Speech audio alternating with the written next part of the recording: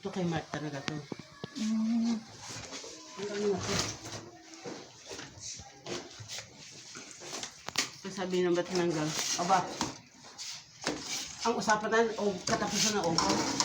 November na ngayon. Sira na yung ano. November na ngayon.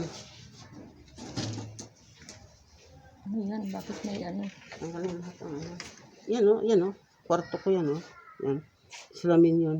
Daanan dito. Doon si Catherine natutulog. Pinuksan niya ngayon para dito sa dito. Itong kwarto ko lang, ito lang. Ito ang aparador. Nung bumaba ako dyan, nagdito agad ang tubig. Sa dalawa. Nakatakot ako. Kasi paano ka hindi pasukin ng tubig, mababa yung flooring mo. Kung yung flooring niya dito,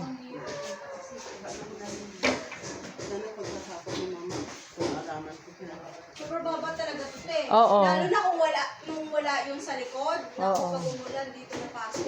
kasi mababa siya eh. Hindi yun pupunta siya malabo. Hindi rin